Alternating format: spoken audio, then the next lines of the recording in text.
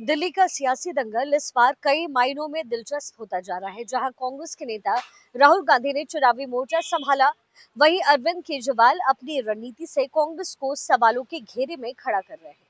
ये बदलाव उस राजनीतिक समीकरण को दिखाता है जहां कल तक कांग्रेस और आम आदमी पार्टी एकजुट होकर बीजेपी के खिलाफ लड़ती दिखती थी, लेकिन अब सत्ता की दौड़ में एक दूसरे के खिलाफ मोर्चा खोल रही है। हालांकि इस लड़ाई का सबसे जो अहम पहलू है वो है भारतीय जनता पार्टी की भूमिका। दिल्ली में 27 साल से सत्ता से बाहर रहे बीजेपी अब हर हाल में अपने राजनीतिक वनवास को खत्म करना चाहती है। दिल्ली जैसे जो महत्वपूर्ण राज्य हैं, उसमें जीत हासिल करना बीजेपी के लिए सिर्फ सत्ता तक पहुंचने के लिए नहीं, बल्कि राष्ट्र स्तर पर अपनी मजबूती को बढ़ाने का एक तरीके से जरिया है। अब बीजेपी की रणनीति क्या है? बीजेपी के चुनावी चाणक्य कहे जाने वाले केंद्रीय गृह मंत्री अमित शाह इस बार भी दिल्ली चुनाव में अपनी पूरी ताकत झोंकने के लिए तैयार है। सूत्रों के मुताबिक इस बार बीजेपी ने मैन टू मैन मार्किंग की है और ये रणनीति अपनाई।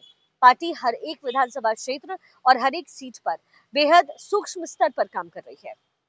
इसके अलावा हिंदुत्व के सबसे चर्चित चेहरे उत्तर प्रदेश के मुख्यमंत्री योगी आदित्यनाथ दिल्ली में प्रचार अभियान को धार देते हुए नजर आने वाले हैं और 14 रैलियां करेंगे।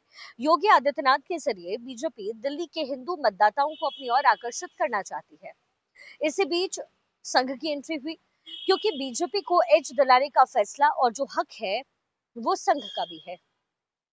दिल्ली चुनाव में राष्ट्रीय स्वयं सेवक संघ यानी आरएसएस का सक्रिय होना बीजेपी के लिए एक बड़ा सकारात्मक कदम माना जा रहा है और संघ हमेशा से ही जो है वो बीजेपी के लिए एक साइलेंट फोर्स की तरह काम करता रहा है।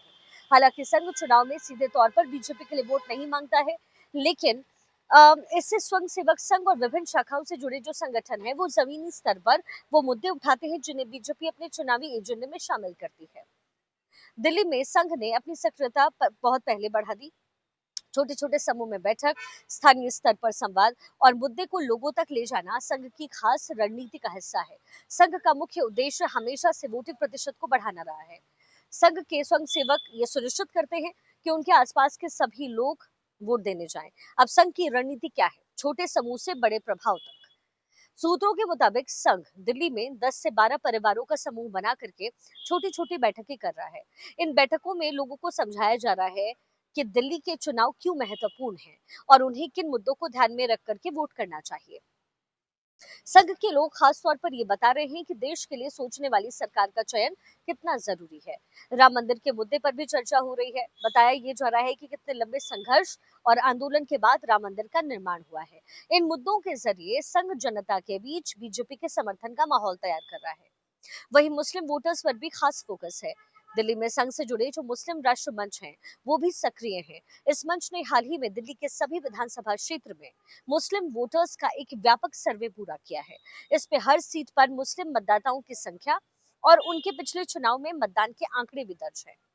सूत्रों के मुताबिक मुस्लिम राष्ट्र मंच के सदस्य मुस्लिम समुदाय के बीच जाकर के वक्फ की जमीन, विकास के काम और मुस्लिम बस्तियों की स्थिति जैसे मुद्दों को उठाकर संवाद कर रहे हैं।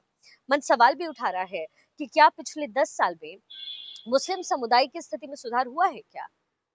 पिछले कुछ चुनाव की अगर बात कर लें तो हरियाणा और महाराष्ट्र में बीजेपी की जीत में संघ की रणनीति की बड़ी भूमिका रही है। लोकसभा चुनाव के दौरान भी संघ ने ग्राउंड लेवल पर एक आक्रामक कैंपेन चलाया। विपक्ष द्वारा बीजेपी के खिलाफ संविधान और आरक्षण खत्म करने जैसे नैरेटिव खड़े किए गए, लेकिन संघ ने अपने स्वयं सेवकों के जरिए इन मुद्दों को जनता के बीच जाकर तोड़ने में सफलता हासिल की। दिल्ली में भी संघ इसी रणनीति पर काम कर रहा है। स्थानीय मुद्दों को उठाने के साथ साथ संघ ये सुनिश्चित कर रहा है कि लोग राष्ट्रवाद और संवैधानिक सशक्तिकरण को ध्यान में रखकर वोट करें। लेकिन सवाल यही है कि क्या आरएसएस बदल सकता है दिल्ली का चुनावी समीकरण? दिल्ली की लड़ाई इस बार कांग्रेस, आम आदमी पार्टी और बीजेपी के बीच त्रिकोणीय होती दिख रही है। कांग्रेस और आम आदमी पार्टी के बीच बढ़ती दूरियां बीजेपी के लिए फायदेमंद साबित हो सकती है। संघ की सक्रियता, अमित शाह की रणनीति और योगी आदित्यनाथ जैसे नेताओं की रैलियां बीजेपी के लिए माहौल तैयार कर रही है। हालांकि दिल्ली में सत्ता तक पहुंचने के लिए बीजेपी को बड़े स्तर पर वोटिंग प्रतिशत बढ़ाने की जरूरत है। संघ में सक्रिय होने से बीजेपी को एज मिल सकता है। संघ का इतिहास रहा है कि वो आखिरी क्षण तक अपने अभियान को जारी रखता है और वैसे भी दिल्ली में सियासी खेल बदल रहा है। दिल्ली का ये चुनाव न केवल राज्य स्तर पर बल्कि राष्ट्र स्तर पर भी महत्वपूर्ण साबित हो सकता है। 27 साल से सत्ता से दूर बीजेपी इस बार हर हाल में अपनी उपस्थिति दर्ज कराना चाहती है। संघ की एंट्री से इस लड़ाई में एक नई दिशा इस लड़ाई ने ली है और देखना होगा कि बीजेपी, कांग्रेस और आम आदमी पार्टी के बीच ये जंग किस करवट बैठती है।